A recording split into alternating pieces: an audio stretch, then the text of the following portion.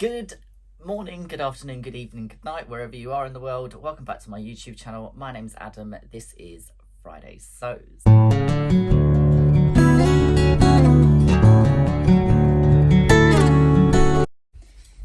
So as some of you may have noticed, I wasn't here last week. I had such a busy weekend. There was so many things happening in the sewing room and in life. I just didn't get a chance to film anything. I was going to film on Saturday and then do my whole This is Friday Sews on a Saturday thing. That didn't pan out. I didn't get a chance to do it on the Sunday.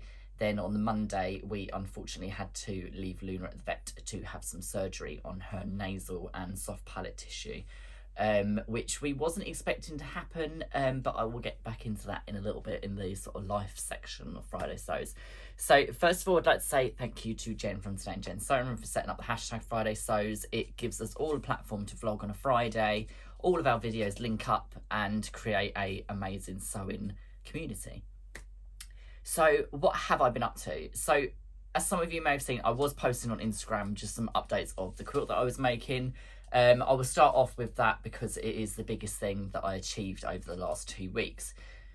So these quilt blocks are a take on, they are my version of the electric slide quilt, which is a free pattern by Free Spirit Fabrics. It is available on their website, and if I remember, I will link it down below. It is a different sort of quilt to what I've normally made, and it's the first quilt that I followed a pattern. Well, I say I followed the pattern to the T because I haven't really, because I've actually, it's my own take on it because I adjusted the size of the blocks and stuff like that to make the quilt bigger. So I can't really say that, but I followed the pattern layout and the concept of it, but I actually spun the blocks round, which you'll see. So I might as well just show you the quilt. This quilt weighs a ton. It is absolutely enormous. It's bigger than a king size, so I'm not going to obviously be able to get it all in. Oh, I can't even reach the other side. I can't even spread from arm to arm. It's that wide. So it is bigger than a king size quilt. As you can see, it has got 1 million blocks on it. I did a binding of mixed. I pieced together a binding of all the different offcuts of the tulle stripes that I had. Luna is standing on the bottom of it. Off you get, Bobby. Here we go. And as I say, it weighs a ton, and that is my finished quilt. So I made half of these blocks before last Friday, and then Friday morning I thought, you know what, I'm gonna sit and I'm gonna make sure that I get through every single one of those last blocks, and I'm gonna start piecing together the quilt top. So I managed to get through all of the blocks.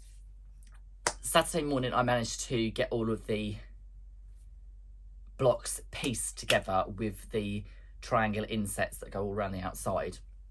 And then Saturday afternoon, I spent all day putting together my little Gracie quilt frame. I got it all loaded on with the quilt backing, the batting, everything else. And I quilted probably about 12 inches of the top section. And then I thought, you know what, I'm just too tired. It's too much to focus on. I'll do the rest tomorrow. So Sunday morning I woke up and I made a cup of tea, brushed my teeth, fed the dogs. And I thought, right, this is it. I've got to get this done because the quilt frame was absolutely enormous. It took up the whole entire room, and I needed to get it finished so that I could get the quilt frame back flat packed and back in the loft so that it was clear for Monday. So I did all that, and then I even managed to get it bound, trimmed and finished on Sunday as well, which I was really, really excited about. So it is to go on our bed. It is bigger than our bed, which is what I wanted, because the previous one that we've got at the moment, which I'll try and insert a picture of here if I can find a picture of it. I have got a picture somewhere. I was just, what are you doing, dog? I'll pick you up in a minute. It just wasn't as big as I expected it to be, so I wanted a bigger quilt, and I wanted a tulle quilt, and this is just the most stunning quilt ever when it's on my bed.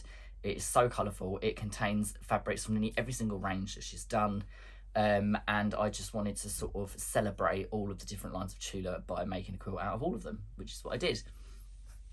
So moving on, what else have I been up to? I have been working on a new PDF that is going to be launching soon. This will be a free PDF, and it is a project keeper. So this will be the general consensus. There may be some adjustments to it, but basically it is a Project Keeper, so it will have a clear vinyl pocket in the front like this, and it means that you can put all your pattern pieces, all of your cut out patterns. You can use it for storing quilt blocks, whatever you wish to. They zip shut and they hang up, so you could actually hang multiple. You could actually put them on hooks and hang them on a rail and flick through them, but whichever. Anyway, this will be a free PDF. I am in the process of writing it, and I will get that launched, and it will be up on my website, and I will let you all know when that is launched. I am going to make a few of these, which I will put in my shop if anyone wants to buy one instead of making one. And this one has got a glitter vinyl front pocket, and it is made from the Tiny Beast collection, mixed with some other bits as well. The other thing that I made was a mini Anila Hoy booklet pouch. This one has got the embroidery of the swallow on there from Limework. These unzip, and they basically, you can flick through, and they've got different pages which are all zip up pockets, so you can store threads, you can store paper pattern pieces, paper piece and templates, bobbins, sewing tools, sewing notions, makeup, whatever you wish to. So this one was on my website but is no longer, because I am not allowed to sell anything with the Tudor embroidery on it, which I didn't realise that it's been taken off sale. But if anyone wishes to get their hands on one of those, they can email me on the email below. Right, so the next thing that I've been working on, which I had been having to keep a secret, was a project with Aurifil for the new launch of the True Colours neons, not True Colours, sorry, the Tula neons and neutrals threads that have come out, which are to go with her Everglow range. So the Everglow range is the new launch. It is a beautiful range of fabric. I am waiting on mine in the post. I ordered some today actually, because it went off pre-order onto general sale today. So the project that I came up with was another booklet pouch, but it was using the neons in the new neon threads in the embroidery and the construction of the pouch. So this one is one that is using the neon threads. I used it for all of the quilting, as well as the actual embroidery on here. So this embroidery is Neck for Days, which is one of the new prints that's on the new line of fabric for Everglow. As I say, it opens up. It's just a bigger version of the one that I showed you previously. This one I used the Baby Geo fabric from Moon Garden, and then I've used some of the Finch fabric from Moon Garden, and the booklets are all made from the iridescent vinyl. So this is to showcase all of the new neon threads, which really excitedly got delivered this morning from Orophil, Italy. So basically the ones that we were given to play with, we had miniature versions of these three, which are the neons, and then these are the neutrals.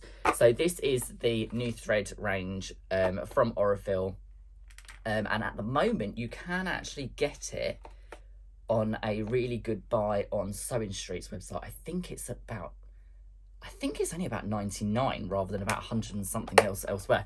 So I don't know that for sure, but if you want to go and check it out, it's sewingstreet.co.uk, I think it is, and they've got some on there. I also got myself a new spool of the 2835, which is my most commonly used colour. It is a sort of mint pastel green.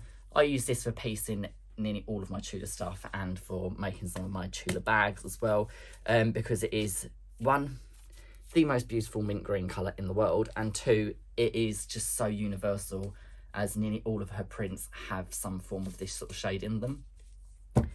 So those were my secret projects. I also ordered a half square triangle ruler off of Amazon. I will link this down below. It does 1.5 to 6.5 inch half square triangles in 1/2 inch increments, and it also has the slits in the sides that you can take off the dog ears on the corners as well. So this was ridiculously cheap. It was something like £8, whereas the actual ones that are made by Creative Grids or someone, they're like £38 or something to get them, and then you have to pay import tax, which I just wasn't willing to pay until I've actually used one. And so if I like this one, I might upgrade and get the sort of better quality ones. The other thing that I did was I made one of Izzy from Dizzy Quilts and Sews new mug rugs, which is this one here. It is a tulip mug rug, and this is a free tutorial which I will link in the description box below. If you've never made anything quilting, go over and check out how to make this mug rug. It is basically a mini quilt, and you can use it on your table for putting your mug, cup of tea, whatever.